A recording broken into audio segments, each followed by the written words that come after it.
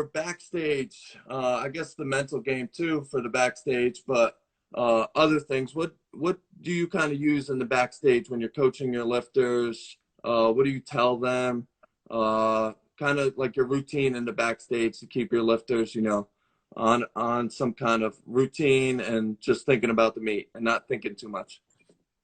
Well, that solely depends on who you're coaching in that session. Every single one of your lifters is completely different from the other.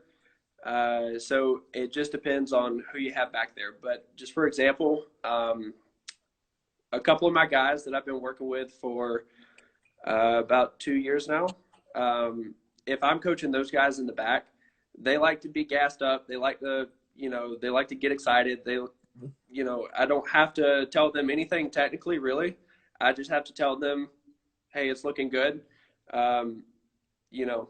Get after it, go for it. This is what you're this many out. As we get closer and closer to them being on the platform, the encouragement gets a little more aggressive, I guess you could say. Yeah, that's a good way to put it. A couple of, F-bombs dropped here and there just to kind of, poke them a little bit and be like, let's go. Let's turn that heat up and let's get after it. Head bumps. Chest bumps. This one in the back, she hardly wants to hear me say anything. Yeah. We've worked, normally, we've trained for months leading up to it, and we've practiced exactly what we're going to do because mentally that's what I need. We'll take, for the 4 to 6 weeks leading up to comp, we'll do exactly what I'm going to do in the back because that's what I need as an athlete. Mentally, that sets me up for success. So when we're in the back, I don't want you to change my technique. Don't comment on, I'm there to work. That's how my mindset. And it used to be different. When I wasn't going for medals or teams, I was calmer. I was kind of more fun and bubbly. And now it's just, I'm there to work and I don't want to fuck around. So I don't need him to gas me up. I just need him to say, okay, you look good. Let's go.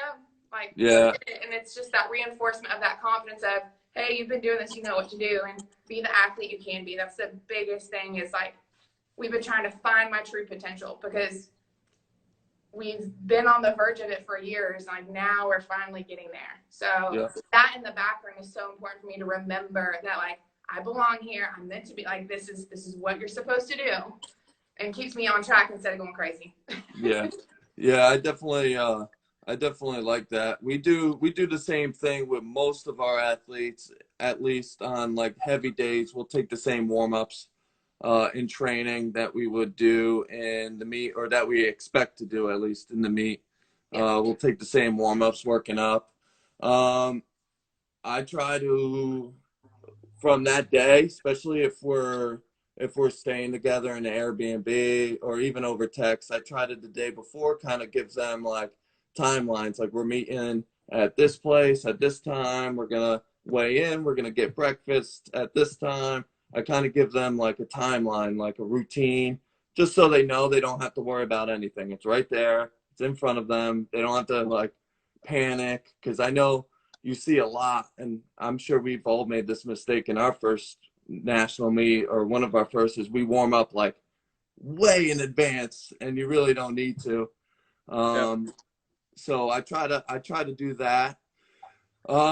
With most of our lifters, I would say I do the same thing as you.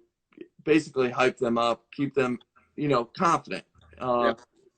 You're not going to change anything in the back room at that time. So cueing is minimal, 1 to 2 cues, and that's it, if that. And it's just more all right, let's go. Let's smash this. Even if let's say they do miss it, God forbid, because now we're nervous.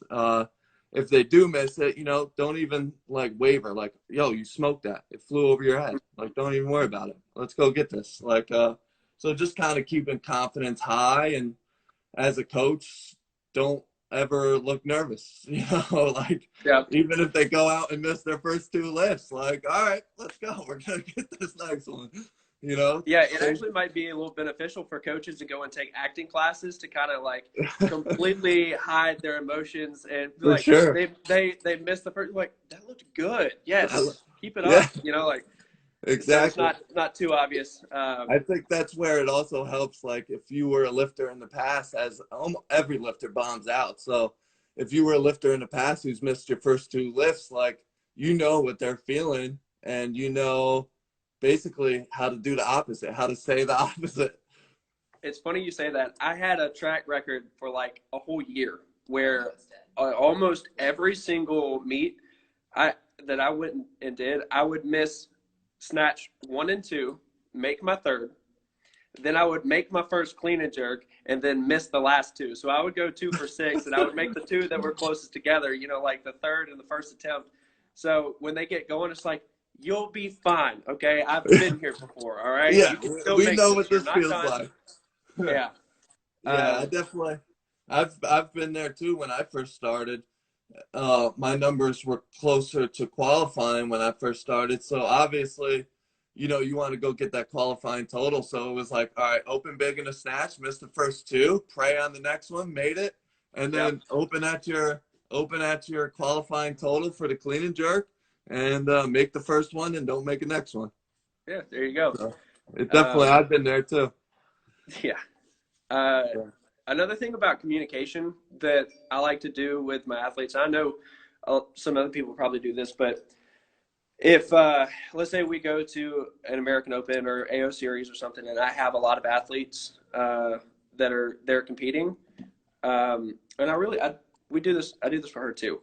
The night before, I'll go ahead and write out their warm up attempts on the numbers that I'm thinking, they're thinking, we're going to agree on something, and then we will go over all the possible situations. So, and let's go, I was like, all right, we're going to open you here. I'm just going to use these numbers for example. All right, we're going to open you here at 120 on snatch and hopefully go 25 and 30. If you miss it, we can repeat that and then we'll go from there, and see what happens. You just kind of lay out a game plan and let Yeah. them know that, look, if you miss your first one, this is what I'm going to do. And this is the game plan we're going to stick to. That way, when something happens in the back, we're not having to have this conversation, and it takes me away from the table having to make that call for you. Yeah. So we already know what plays are going to be called, essentially. Yeah. Because sometimes if, you're sitting there talking with an athlete and they go, well, can I go up, or do you think I should go up? I think I should stay here. You're going over that little battle, and you had somebody move, and then you were the next up, and you missed that window to change, then that messes you up. You got to go out there anyways, so that doesn't benefit anybody from not knowing what's ahead. Yeah. So that's one thing that we'll always do the night before to lay out the game plan, and that way there's a little more pressure taken off of what I have to do as far as decision making goes. Yeah, I definitely like that. I like that. I also do, like if we, in a national meet where people jump around so much, everyone's within 5 kilos.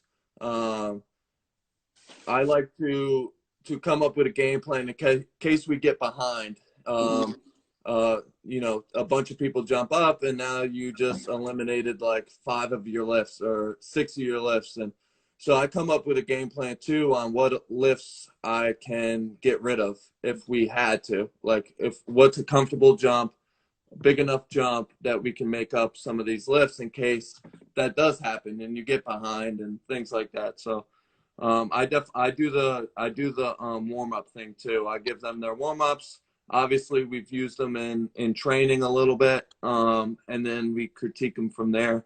I have a set percentage I like to use, and all my athletes know that. But then obviously it'll gauge from there. It's just a gauge, and then we figure it out what's comfortable, what's not comfortable. Some people like making bigger jumps. Some people like making smaller jumps. So that's definitely something that we go over before the meet. So Right. especially with Danielle, and we have an athlete who took silver at nationals in 2019. Being towards those top athletes, top 5 at least, you have an idea of the total that you need to win a medal, a minimum of bronze. Then you have the total that you need to win gold, and you want to try to make sure you fall somewhere in between there or close to there, because obviously people bomb out and things like that. And that's kind of what we did with him at that nationals. We went in knowing that the top 5 could hit a 300 total, and we would have to at least do 300 as an 81 to get a medal, to at least get bronze, with maybe some help. And you always get some help. Yeah. So we went in with the goal of 300, and he smoked it and ended up winning them silver. So it's definitely, it's nice when, like, I'm sure you've had this too, where you go in with a plan and it works out. So, Yep. I mean, he missed Nationals 2019 for us too. Yep. Yeah, I mean, we planned 6 for 6. He missed, I believe, his last snatch, but then he had a huge clean and jerk. He's like, "Coach, let's go for it," and he had a huge clean and jerk on the last lift. So in the sense, the plan worked out. So it definitely helps having a plan and planning for each situation. For sure.